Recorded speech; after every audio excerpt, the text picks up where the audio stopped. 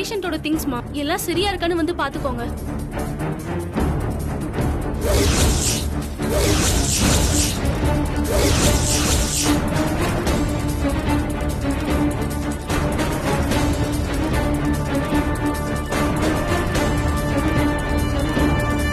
அம்மா, இதையெல்லாம் திருப்பி தரீங்கம்மா. என் பொண்ணு உசுரோட பழைய மாதிரி எப்பவுமே எனக்கு திருப்பி தருவீங்க. ட்ரீட்மெண்ட் நடந்துட்டு இருக்குமா, சீக்கிரமா கண் முழிச்சிருவாங்கன்னு நம்புங்க. இது வாங்கிக்கோங்க.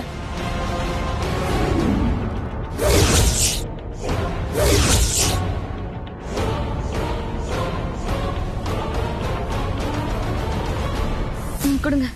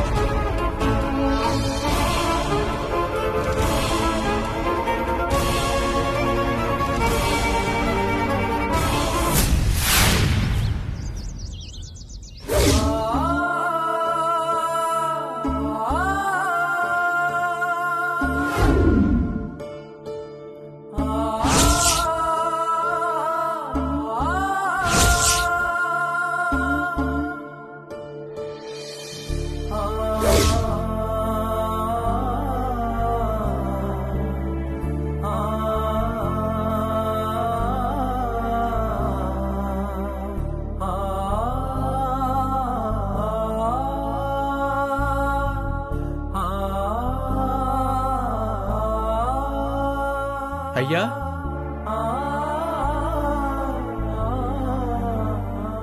ஐயா, நான் உன்னை கேட்ட தப்பா எடுத்துக்க மாட்டேன்ல. கோயிலுக்கு வந்து ரொம்ப நேரம் ஆயிடுத்து, ஆனா சுவாமி கும்பிட வராம ஏன் இங்கேயே உட்கார்ந்திருக்கேள்?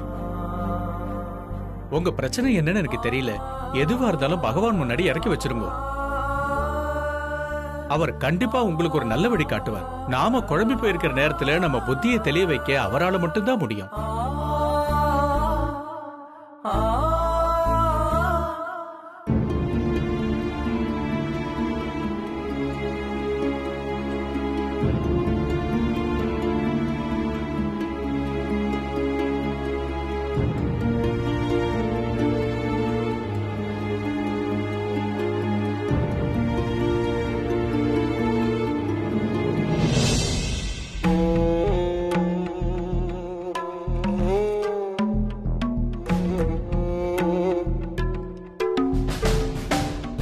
எனக்கு உங்ககிட்ட என்ன வேண்டிக்கிறதுன்னு கூட தெரியல. என் மனசு வெறுமையா இருக்கு. ஆம்பளை போலீஸ் என்ற எல்லா ஈகோவையும் இறக்கி வச்சுட்டு உன் முன்னாடி காதறி அழணும்னு தோணுது. ஆனா அதுக்கு கூட என் உடம்புல தெம்பில்ல. உள்ள இருக்கிற வலியும் வேதனையும் அழக்கூட முடியாம என் நெஞ்ச பாரமா அழுத்திக்கிட்டு இருக்கு. நான் ஒரு சாதாரண மனுஷன். நியாயம் தர்மம் பத்தி எல்லாம் யோசிக்காம என் சந்தோஷம் என் வாழ்க்கைன்னு சுயநலமா வாழ்ந்துகிட்டு இருந்த ஒரு சராசரி மனுஷன். ஆனா நீதான் சாமியாச்சே. எது சரி எது தப்புன்னு உனக்கு தான் நல்லாவே தெரியுமில்ல. என் பொண்ணு விஷயத்துல நீ ஏன் இப்படி ஒரு அநியாயத்தை செஞ்ச? என் பொண்ண நான் பார்க்கணும், அவ காலில் விழுந்து மன்னிப்பு கேட்கணுங்கிறதுக்காகத்தானே நான் இத்தனை வருஷமா கஷ்டப்பட்டேன்.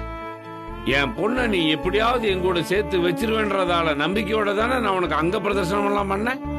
அவ நல்லா இருக்கும் போது ராட்சச மாதிரி என்ன வச்சு அவளை கொடுமை பண்ண வச்சுட்ட. இப்போ அவ வாழ்வா சாவான்னு போராடிட்டு இருக்கும் போது இதுதான்டா நீ தேடிட்டு இருக்கிற உன்னோட பொண்ணு நீ முன்னாடி கொண்டாந்து காட்டுறியே. இது உனக்கே நியாயமா இருக்கா? வாழ்க்கையில நான் நிறைய பாவம் செஞ்சிருக்கேன். நீயும் அதுக்காக என்னை எவ்வளவோ தண்டிச்சிருக்க. என் பொண்ணு என் பக்கத்திலே இருந்து கூட அதை புரிஞ்சுக்க முடியாத அளவுக்கு என்ன முட்டாளாக்கி வச்சிருந்தல. ஒவ்வொரு நாளும் அவளை நான் டார்ச்சர் பண்ணி அவ மனச சாகடிக்க வச்ச. ஏதோ ஒரு கிரிமினலை என் பொண்ணுன்னு தப்பா நினைக்க வச்சு அவளை தலைமையில தூக்கி வச்சு பாசத்துல உருக வச்சேன். என் பொண்ணுக்கு நான் செஞ்ச கொடுமைய நினைச்சு நினைச்சு வேதனைப்படுறத தவிர எனக்கு வேற ஒரு தண்டனை இருக்குமா என்ன? அதையெல்லாம் விட இப்போ அவளை போன மாதிரி படுக்க வச்சு எனக்கு கொடுத்துருக்கே ஒரு தண்டனை, அது என் உசிரியை அறுக்குது தெரியுமா? என் பொண்ணு என் கண்ணு முன்னாடியே இருந்தோம் அவகிட்ட பாவ மன்னிப்பு கேட்க முடியாத நிலைமையில என்ன வச்சிருந்த. இப்போ என் பாசத்தை கூட உணர முடியாத நிலைமையில அவ சில மாதிரி இருக்கா. நான் தான் அவ அப்பான்னு தெரிஞ்சப்போ அவ பேச முடியாதபடி வாயை கட்டி போட்டு வச்சிருந்த. அவ தான் ஏன் பொண்ணுன்னு எனக்கு தெரியப்படுத்தினப்போ அவளை மொத்தமா முடக்கி போட்டல்ல.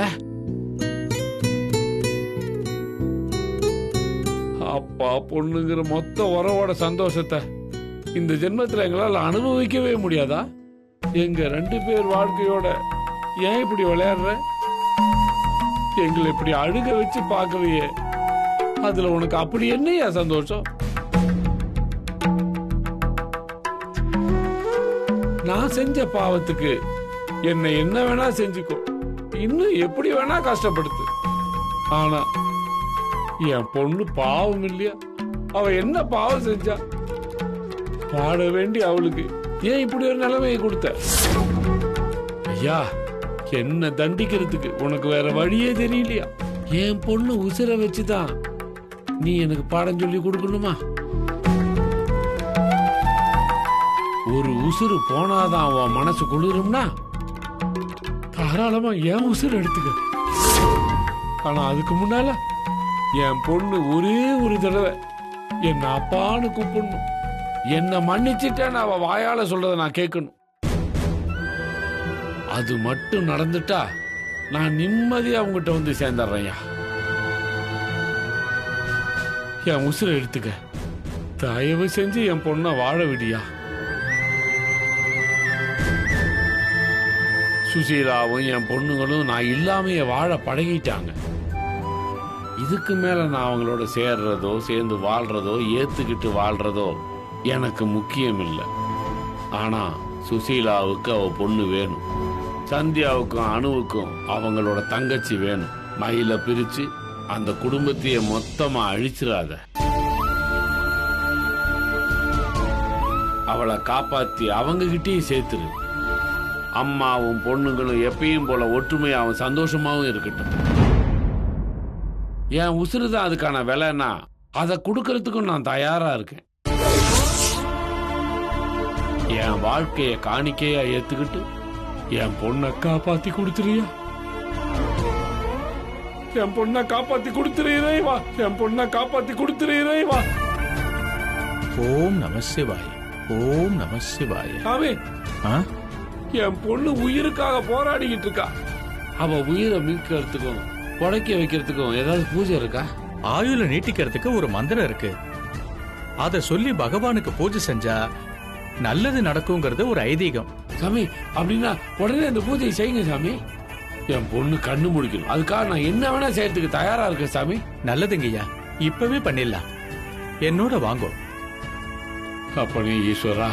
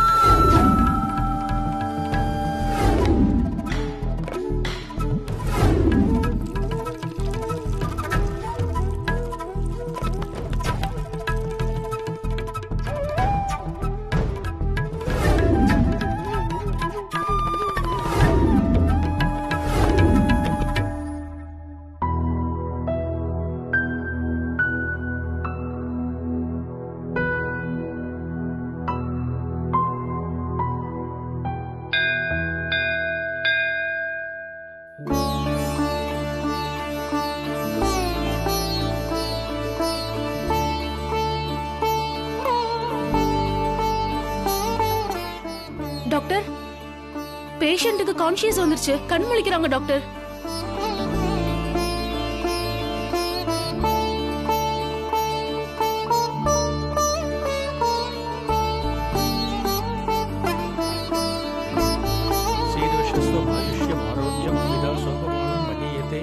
தானியம் தனம் வசும் பகுபத்திர லாபம் சதகம் பத்சரம் தீர்க்கமாயு சதமானம் பவதி சதாயத் புருஷன் சதேந்திரியே ஆயுட்சேவேந்திரியே பிரதிதிஷ்டதி தீர்காயுஷ்மான் பவ ஆயுளாரோக்யம்.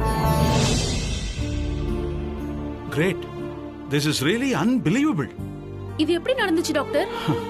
சில விஷயங்களை நாம மெடிக்கலா எக்ஸ்பிளைன் பண்ணவே முடியாது, ஆனா அதை புரிஞ்சுக்கவும் முயற்சி செய்யக்கூடாது.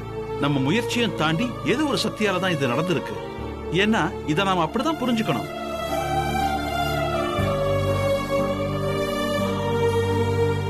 மயிலு, நான் பேசுறது கேக்குதா? எப்படி இருக்கீங்க? குட். இனிமே பயம் இல்ல, கொஞ்சம் கொஞ்சமா ரெக்கவர் ஆயிடலாம். ஓகே சிஸ்டர், மயிலோட எல்லா ரெக்கார்ட்ஸையும் எடுத்து வைங்க. கான்ஷியஸ்னஸ் வந்ததுனால நாம சில மெடிசன்ஸை மாத்தி கொடுக்கணும். திரும்பவும் ஸ்கேன் எடுக்க வேண்டியது இருக்கும்னு நினைக்கிறேன். Let's see. Okay doctor.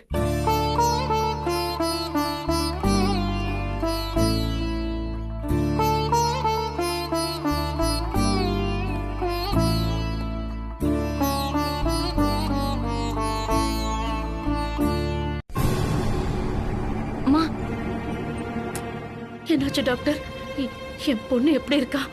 நீங்க எதிர்பார்த்த பதில இப்ப நான் சொல்றேம்மா. உங்க பொண்ணு அபாய கட்டத்தை தாண்டிட்டா.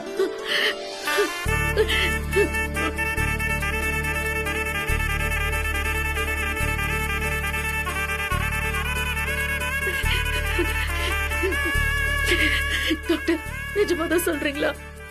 என் தங்கம் பொழைச்சிட்டாளா? இனிமே அவ உசுருக்கு எந்த ஆபத்தும் இல்லையே?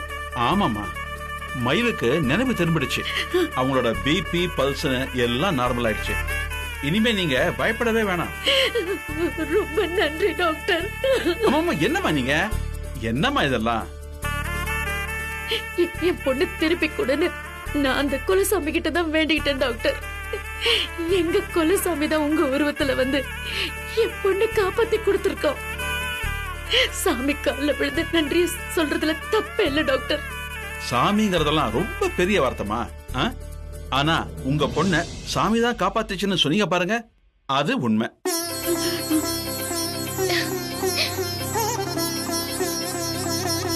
ஓப்பனா சொல்ல போனா மயில காப்பாத்த முடியுங்கிற நம்பிக்கை எங்களுக்கும் குறைவா தான் இருந்துச்சு. அப்படியே அவங்க பிழைக்கிறதா இருந்தாலும் கொஞ்ச நாள் ஆயிருக்கும். ஆனா அது இவ்வளவு சீக்கிரம் நடந்திருக்குன்னா அதுக்கு பெத்தவங்களோட வேண்டுதல் தாமா காரணம். இத பாருங்க, எங்க முயற்சி ஒரு பக்கம் இருந்தாலும் உங்க பிரார்த்தனையினாலதான் இது நடந்திருக்கு. இப்படி ஒரு விஷயம் நம்ம கையை மீறி போய் கூட இப்படி ஒரு அதிசயம் நடக்குதுன்னா இது கடவுளுடைய ஆசீர்வாதம் உங்க பொண்ணுக்கு இருக்குன்னு தான் அர்த்தம். சோ நீங்க நன்றி சொல்ல வேண்டியது கடவுளுக்கு தான்.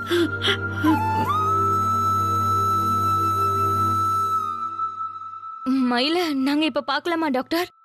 பாருங்க, ஆனா அவங்கள பார்த்து எமோஷனல் ஆகாதீங்க, பேச முயற்சி பண்ணாதீங்க. ஏன்னா இந்த நிலைமையில அவங்க ரொம்ப ஸ்ட்ரெயின் பண்ண கூடாது. ஒரு 2 நாள் அவங்க அப்சர்வேஷன்ல இருக்கட்டும். அதுக்கப்புறம் அவங்க கண்டிஷனை பார்த்துட்டு டிஸ்சார்ஜ பத்தி யோசிக்கலாம். ரொம்ப தேங்க்ஸ் டாக்டர். பரவாயில்ல, இருக்கட்டும். பாருங்க. நன்றிங்க டாக்டர். கண்ணு, மயிலு மயிலுமா. அம்மா, மயில் முன்னாடி அழாதம்மா, கொஞ்சம் அமைதியா இரு. பயப்படுற மாதிரி எதுவும் இல்லைன்னு டாக்டர் சொல்லிட்டாரு மயிலு. 2 நாள் ரெஸ்ட் எடுத்தா போதுமாமா. நீ எதையாவது நினைச்சு பயப்படாம இரு.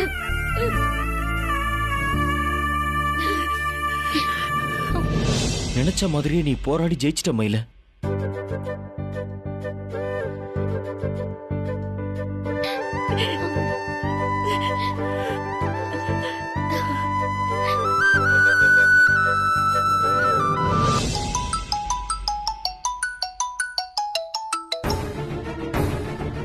பரவாயில்ல, சொல்லுங்க மயில் எப்படி இருக்கா? டாக்டர் என்ன சொன்னாரு? என்னங்க ஆண்டவரே, புது அம்மனை பத்தி இவ்வளவு பரபரப்பா விசாரிக்கிறீங்க? இல்ல என்ன இருந்தாலும் நம்ம கூட ஒர்க் பண்றவங்க இல்லையா, அதுதான் கொஞ்சம். சரி, நீங்க எதுக்கு ஃபோன் பண்ணீங்க அதை சொல்லுங்க. புது அம்மனியோட அம்மாவும் அக்காவும் சாமி கிட்ட பயங்கரமா சண்டை போட்டுப்பாங்க போல இருக்கு. சாமி அவளை காப்பாத்தி விட்டுருச்சு. அவளுக்கு நேரம் நல்லா இருக்குங்க. நிஜமா சொல்றீங்க? மயில பொழைச்சிட்டாளா? என்னங்க ஆண்டவரே, கருப்பா கேப்பீங்கன்னு பார்த்தா குரல்ல இவ்வளவு உற்சாகம் துள்ளுதே. ஆமா, ஓவர் நைட்ல வேற ஒரு அவதாரமா மாறிட்டீங்களாட்டு இருக்கு. பரவாயில்ல, நான் கேட்கறதுக்கு மட்டும் பதில் சொல்லுங்க, தேவையில்லாதெல்லாம் பேசாதீங்க.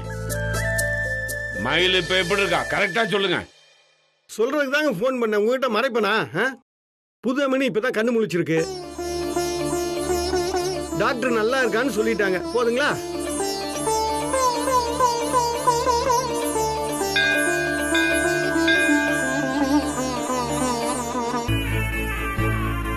ஆண்டவரே, லைன்ல இருக்கீங்களா? பரமர, ரொம்ப சந்தோஷம், ரொம்ப சந்தோஷம் பரமர. நான் உடனே கிளம்பி ஆஸ்பத்திரிக்கு வரேன். அப்போ நான் ஸ்டேஷனுக்கு கிளம்புறேங்க ஆண்டவரே. ஹலோ ஹலோ, அதுக்குள்ள கட் பண்ணிட்டாரு. என்னாச்சு ஆண்டவருக்கு?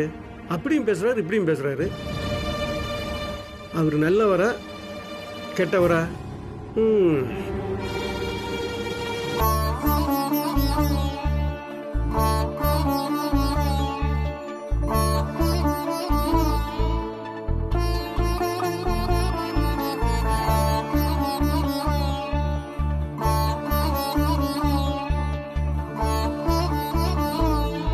சாமி, என் வேண்டுதலை ஏத்துக்கிட்டு என் பொண்ணை காப்பாத்தி கொடுத்துட்டியே, எனக்கு இது போதியா, எனக்கு இது போதும்.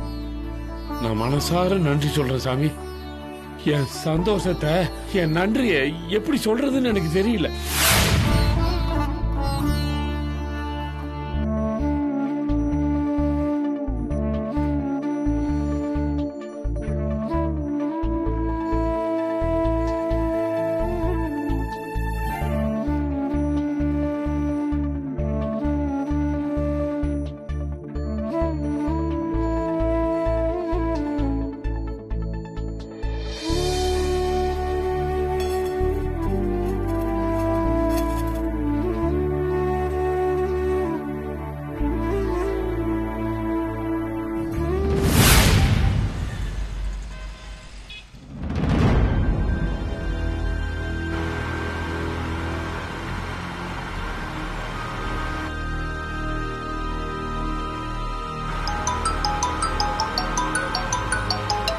இந்த ஆள் எதுக்கு இப்ப போன் பண்றான்?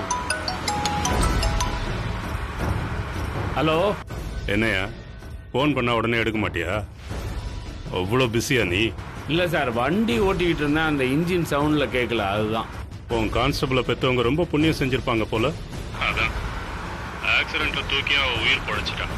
ஆனா பெற்றவங்களோட புண்ணியம் ஒரே ஒரு நாளை தான் அவளுக்கு எக்ஸ்ட்ராவா கொடுத்துருக்கு. ஏன்னா இன்னைக்கு ஹாஸ்பிட்டல்ல வச்சு அவளை நான் முடிக்க போறேன்.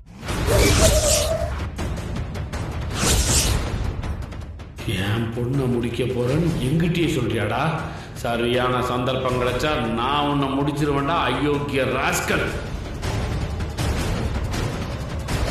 யோ, லைன்ல இருக்கியா? இருக்கேன் சார், சொல்லுங்க. யோ, நான் என்ன உங்ககிட்ட கதையா சொல்லிக்கிட்டு இருக்கேன்? மயில இன்னைக்கு ஹாஸ்பிட்டல்ல வச்சே கொல்ல போறேன். சார், சொல்றேன்னு தப்பா எடுத்துக்காதீங்க. இப்ப சூழ்நிலை சரியில்லை. நேற்று தான் ஆக்சிடென்ட் பண்ணியிருக்கீங்க, மறுபடியும் இன்னைக்கே திரும்ப முயற்சி பண்ணீங்கன்னா இது கொலை முயற்சின்னு அப்பட்டமா தெரிஞ்சிடும்ல சார். அவ போலீஸ் டிபார்ட்மெண்ட்ல இருக்கிறதால கண்டுக்காமையும் விட முடியாது சார். யார் இதை செஞ்சாங்கன்னு கண்டுபிடிக்க சொல்லி எஸ்பியும் பிரஷர் கொடுப்பாரு. அவரு பிரஷர் கொடுத்தா நீ என்ன காட்டி கொடுத்துருவியா? என் புள்ளைய ஜெயில வச்ச மாதிரி என்னை அரெஸ்ட் பண்ணி ஜெயில தள்ளிடுவியா? சார், அதுக்கு சொல்ல சார், நான் விலகி இருந்தாலும் வேற யாரையாவது வச்சு இந்த கேஸை நோண்டிக்கிட்டே இருப்பாங்க சார். அதுல இன்னொரு சிக்கலுமே இருக்கு சார். அவ டிபார்ட்மெண்ட் ஆளுங்கன்றதுனால எங்க ஆளுங்களும் ஹாஸ்பிட்டலே தான் இருப்பாங்க. ஸோ இந்த சமயத்தில் நீங்க ஏதாவது அட்டம் பண்ணி உங்க ஆளுங்களும் மாட்டிக்கிறதுக்கு வாய்ப்பு இருக்கு இல்லையா? நான் முக்கியமா ஃபோன் பண்ணதே அதை பத்தி பேசதான். எங்க ஆளுங்க மயில கொல்ல வரப்போ உன் ஆளுங்க ஒருத்தர் அங்க இருக்கக்கூடாது. ஹாஸ்பிட்டல்ல செக்யூரிட்டியும் யாரும் இருக்கக்கூடாது. நீ என்ன சொல்லி கிளியர் பண்ணுவேன்னு எனக்கு தெரியாது. ஆனா அங்க பாதுகாப்புக்கு யாரும் இருக்கக்கூடாது. புரியுதா?